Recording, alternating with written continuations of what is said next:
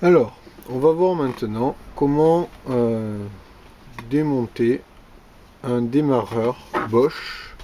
Donc a priori, celui-ci, la panne qu'il a, le souci qu'il a, c'est qu'en fait le pignon ne s'avance pas. Donc le lanceur a priori ne fonctionne mal en tout cas, puisque le démarreur, quand on tourne la clé de contact, on entend le démarreur tourner, mais le moteur de la voiture n'est pas entraîné. Donc là, le bruit significatif, enfin qui peut nous donner une idée de ce que peut être la panne, c'est que la clé de contact tourne, on entend une action, on entend une réaction, c'est-à-dire qu'on entend un moteur électrique qui tourne, mais le moteur de la voiture ne tourne pas.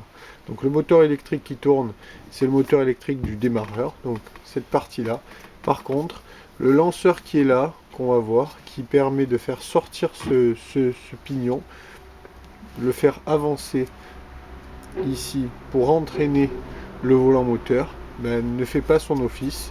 Donc ce lanceur, en gros, est bloqué ou manque de lubrification et du coup ne fait pas cette action. Alors j'avais vu sur internet certains démarreurs qui ont forcément besoin que le lanceur ait fait son office pour pouvoir entraîner le moteur. Dans ce cas-là, sur celui-ci, c'est pas le cas. C'est-à-dire qu'en fait, donc il y a le moins est assuré par le corps, par le châssis en fait de la voiture. On a un plus en permanent qui est connecté ici, une grosse section. Et on a un qui est connecté en permanence. Et on a en fait une petite cosse ici, sur lequel on vient amener la commande, donc le plus du 12 volts. Donc au niveau des connexions, on a le moins sur le châssis, le plus permanent sur cette borne là. Cette borne là est reliée permanence également en permanence entre le lanceur et le moteur et le plus de commandes qui arrive là. Donc qu'est-ce qui se passe sur ce démarreur là? En fait, sur ce démarreur là, son fonctionnement, c'est un démarreur Bosch a priori, donc celui-ci. Quand on amène le plus ici permet de faire bouger le lanceur, donc de faire reculer la ferrite. Celui-ci, quand il vient se déplacer, il vient en fait fermer un contact qui se trouve entre cette borne-là et cette borne-là. Actuellement, en fait, si on teste en l'état la continuité entre cette borne-là et cette borne-là, il n'y a pas de continuité. Par contre, en mettant un plus ici, sur la petite borne, et un moins là, de 12 volts, la ferrite va reculer, le lanceur va reculer, et en fait, il va actionner un contact qui fermera le contact entre cette borne et cette borne. Donc on aura le plus permanent qui est là, qui viendra communiquer là, et donc par cette tresse, alimenter en plus le moteur du démarreur, qui lui étant connecté au moins là, se mettra à tourner. Par contre, si le lanceur a un problème, et qu'il ne fait pas son office, il ne vient pas fermer le contact entre cette borne et cette borne, ben, on aura en fait quand même le moteur qui tournera, puisque ici en fait en alimentant en plus 12 volts ici, étant donné qu'on est directement relié à ça, la tresse amène le 12 volts au moteur ici et on fait tourner le moteur du démarreur. Donc avec cette architecture de démarreur, on n'a pas obligatoirement besoin de fermer le contact entre cette borne et cette borne pour faire tourner le démarreur. Donc c'est pour ça, a priori, que sur cette voiture, il était possible d'entendre le moteur tourner, donc le pignon tourner ici, sans forcément que le volant moteur soit en trim. Donc on va maintenant procéder au démontage du démarreur. Donc toutes les vis là sont déjà desserrées, j'ai juste à les retirer. Donc celle-ci, voilà, permet juste d'enlever la tresse entre le lanceur et le moteur du démarreur. C'est relativement simple. Voilà. Et ensuite ici, donc il y a 3 vis. Je les ai déjà desserrées. Elles étaient montées au frein filet. Donc là, elles vont être relativement simples à démonter. Mais en temps normal, c'est un petit peu plus dur parce qu'elles sont montées au frein filet.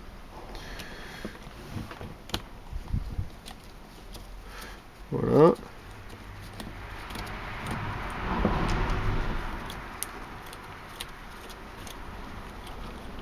Et la troisième.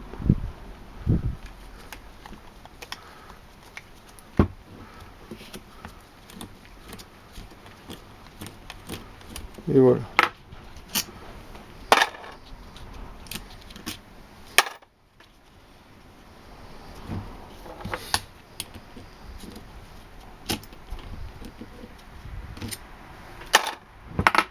Et donc là, on retire tout doucement et on retrouve donc notre électroaimant qui permet de retirer la ferrite. La ferrite qui est là. Et on voit bien que du coup, en alimentant en 12 volts cet électroaimant, c'est-à-dire donc tout simplement entre cette borne là, en mettant une commande de 12 volts ici, puisqu'il y a déjà du moins ici, donc en alimentant ces deux bornes, un champ électromagnétique se crée dans cet électroaimant, et ça vient en fait tirer sur cette ferrite. En tirant sur cette ferrite, on vient faire sortir le pignon. Voilà, donc là, c'est ce mouvement qui est problématique sur ce démarreur là, à savoir ce mouvement se fait mal. A priori, ça peut être résolu en lubrifiant cette partie là, c'est-à-dire la liaison, enfin la zone entre la ferrite et l'électroaimant, et également en lubrifiant la zone où le pignon coulisse. Donc vous voyez le mouvement, le champ électromagnétique est mis au niveau de l'électroaimant, ça tire sur la ferrite, bim, et le pignon sort et vient en contact du coup avec le volant moteur. Voilà pour ça. Donc ensuite on a aussi à l'intérieur de cet électroaimant le fameux contact. Je ne sais pas si on le voit peut-être mal. Et en fait, donc en l'actionnant, quand la ferrite vient reculer, voilà, on peut sentir que ça vient en fait repousser un contact qui vient du coup fermer le contact entre ces deux bornes. Donc voilà la partie lanceur. La ferrite est là. Ensuite, donc caractéristique aussi de ce type de démarreur là, on a des charbons. C'est souvent les charbons aussi commencent à être usés et tombent en panne. Et en l'occurrence, sur ce type de démarreur là, je l'ai fait. Donc j'ai d'abord déposé cette partie là et j'ai ressorti le tout par l'arrière. Et en fait là c'est une catastrophe car tous les charbons, il y en a 4 là-dessus, sautent dans tous les sens. Donc en fait, ce que je vous recommande sur ce type de démarreur là, c'est de ne pas déposer cette partie, cette pièce qui permet en fait de maintenir les charbons. C'est en fait le porte-charbon. Donc en fait il y a deux vis là, de 7, qu'on peut dévisser. Et ça permet tout simplement de sortir la partie du dessus. Voilà, vis de 7. Hop.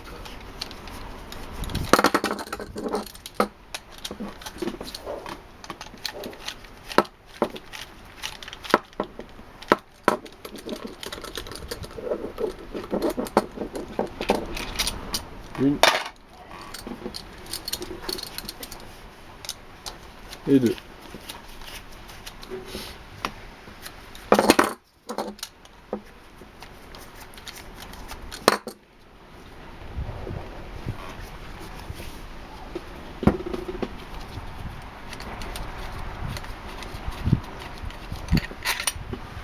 Voilà. Donc une fois qu'on a démonté ça, on peut retirer facilement la partie du dessus du démarreur. Donc là on reconnaît l'ensemble. On a donc la ferrite, la fourchette, le pignon, la roue libre qui permet donc, quand le moteur tourne, de pouvoir en fait, vous voyez, tourner librement sans actionner le moteur. Par contre, dans l'autre sens, c'est pas possible. On vient forcément entraîner le moteur. Donc en fait, dans un sens, on peut faire tourner le pignon quand le moteur prend de la vitesse sans forcément entraîner le moteur du démarreur. Et dans l'autre sens, on entraîne forcément le moteur du démarreur. Donc la ferrite, on peut la retirer. Donc le mouvement du lanceur, c'est tout simplement ça. L'électroaimant actionne la ferrite, tire et vient faire monter le pignon. Donc on peut ensuite démonter. On peut démonter ça. On peut aussi ensuite démonter la fourchette. Voilà. Donc on démonte la fourchette. Et on peut retirer le corps du démarreur. Hop. Hop. Donc on tire, c'est quand même aimanté. Voilà. Et voilà. Donc on vient de retirer le corps. Et l'avantage en faisant ça, c'est qu'on ne vient pas désolidariser la partie charbon, qui elle est toujours maintenue par ce petit chapeau. Donc on a toujours un maintien entre le rotor et les charbons. On ne vient pas perdre l'ensemble des charbons. Si toutefois ça arrivait, ce serait pas gênant.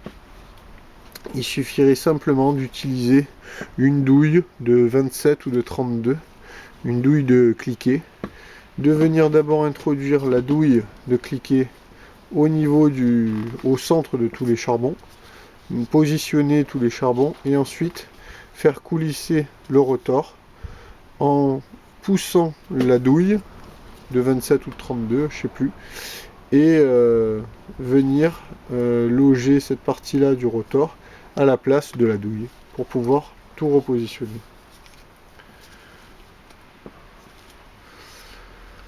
Voilà pour ça. Que dire d'autre? Rien de spécial, si ce n'est que du coup là, ce qu'on va faire sur ce démarreur là, qui est problématique, c'est graisser cette partie là pour faciliter